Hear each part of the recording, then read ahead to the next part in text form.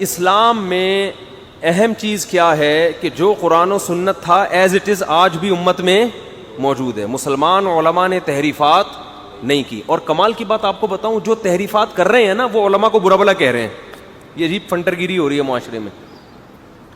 یعنی جو قرآن و سنت میں تحریف کر رہے ہیں نا, پروفیسر ٹائپ کے جو لوگ نئے نئے مارکیٹ میں آ رہے ہیں, پروفیسر غامدی صاحب جیسے, جو تحریف کر رہے ہیں نا, وہ اس تحریف پہ لیبل پتہ کیا لگاتے ہیں کہ جیسے یہود و نصارہ کے مولویوں نے قرآن و اپنی تورات انجیل میں تحریف کی, ایسے ہی اس امت کے علماء نے بھی قرآن و حدیث میں تحریف کی. ہم اصل قرآن بتا رہے ہیں آپ کو, حالانکہ اصل میں یہ تحریف کر رہے ہیں. یہ خوب سمجھ لیں کہ اس امت کے علماء اور پچھلی امتوں کے علماء میں زمین آسمان کا فرق ہے. جیسے اس امت میں اور پچھلی امتوں میں زمین آسمان کا فرق ہے, اسی طرح اس امت کے علماء اور پچھلی امتوں کے علماء میں بھی زمین آسمان کا فرق ہے. پچھلی امتیں من حیث الامہ گمراہ ہو گئیں. اس امت کے بارے میں قرآن کہتا ہے کنتم خیر امت اخرجت للناس, تم تمام امتوں سے سب سے بہتر ہو جن کو ہم نے لوگوں کے نفع کے لیے پیدا کیا ہے.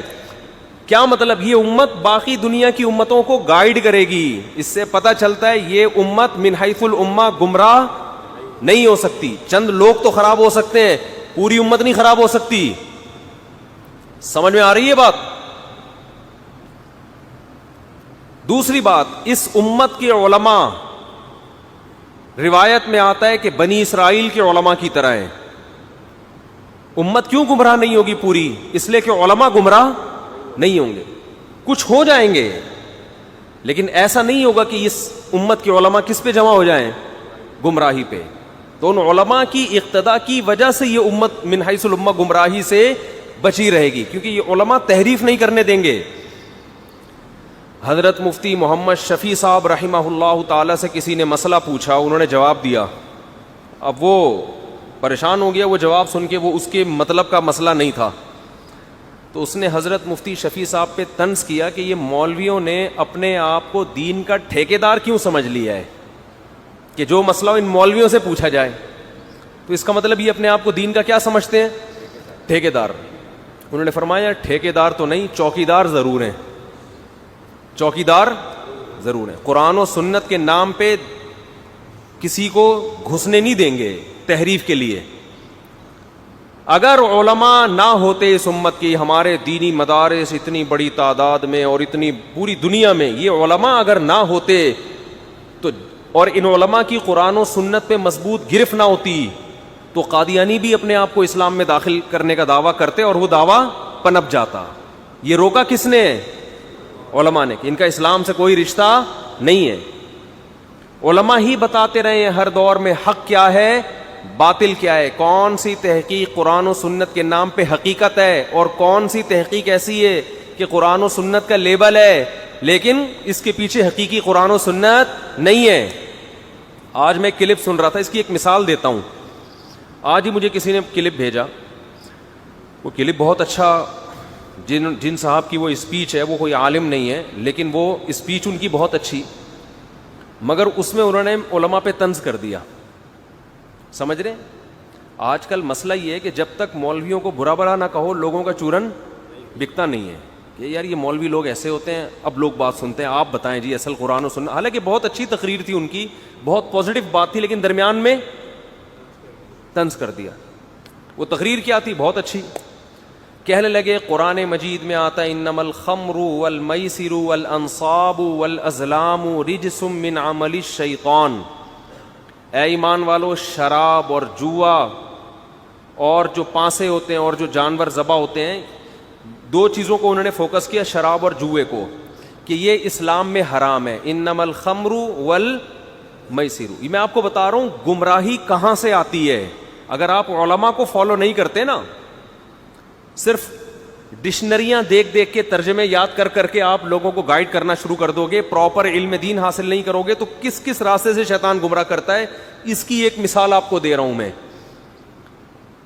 وہ آیت پڑھ رہے ہیں انما الخمر والمیسر, اے ایمان والو, خمر کہتے ہیں شراب کو, میسر کہتے ہیں جوئے کو.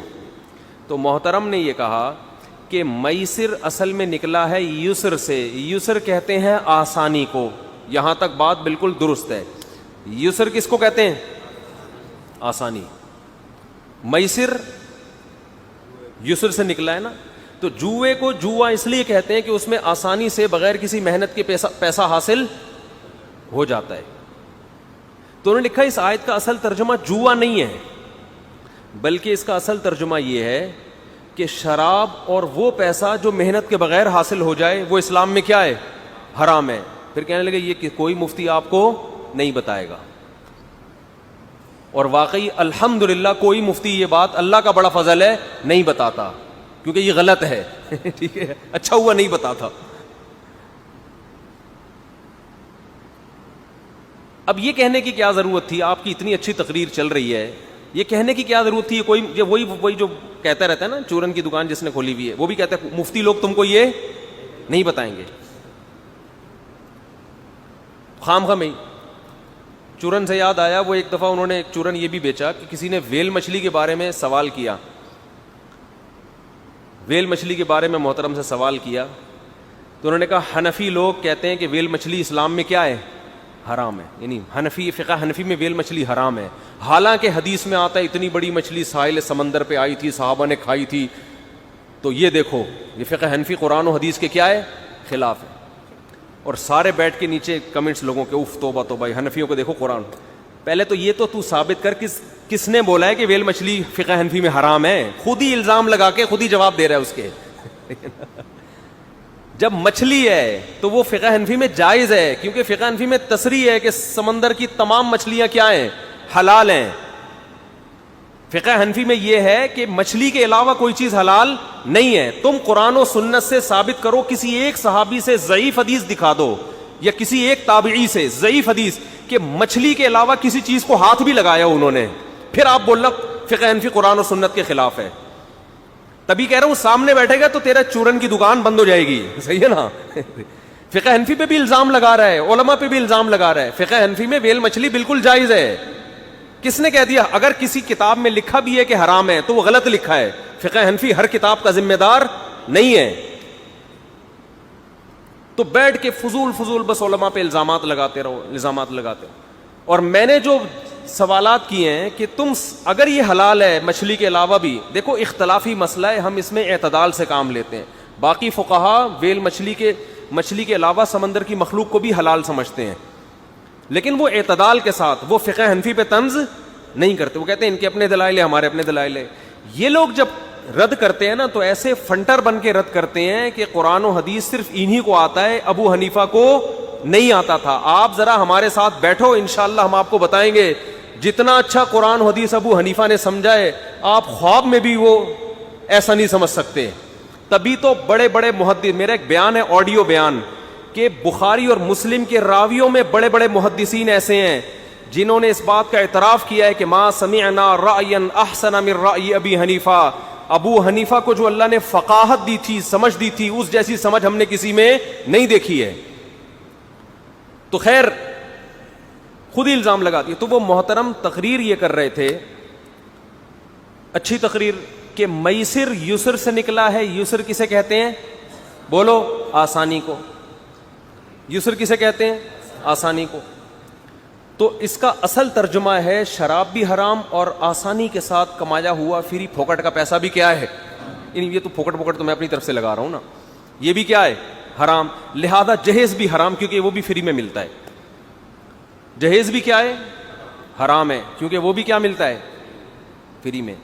ٹھیک ہے، آپ کی سوچ اچھی ہے، آپ لوگوں کو میسج اچھا دے رہے ہو کہ جہیز نہیں لینا چاہیے، یہ میسج اچھا ہے، لیکن میرے بھائی اس کے لیے مفتیوں پہ طنز کرنے کی کیا؟ یہ ویسے ہی کہہ دیتے نہیں لیا کرو. رہا یہ جو دلیل دی ہے نا کہ میسر کا ترجمہ جو کوئی بھی مفتی نہیں بتاتا کہ آسانی ہے، تو یاد رکھیں دنیا میں اصول یہ ہے کہ جب کوئی چیز ٹرم ہوتی ہے نا، اصطلاح ہوتی ہے، اس میں اس کے اصل معنی نہیں دیکھے جاتے کہ یہ کس سے نکلا ہے.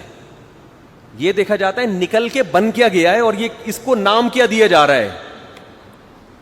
میسر نکلا یسر سے ہے، اس لیے کہ جوئے میں آسانی سے پیسہ کمایا جاتا تھا، اس لیے عرب نے اس کو کیا کہنا شروع کر دیا؟ میسر. لیکن جب اس کو میسر کہنا شروع کر دیا تو اب جوئے کو میسر کہا جائے گا، ہر آسانی سے کمائی ہوئی چیز کو میسر نہیں کہا جائے گا. یہ اصطلاح ہے، ٹرم ہے. اس کی مثال خمر ہے.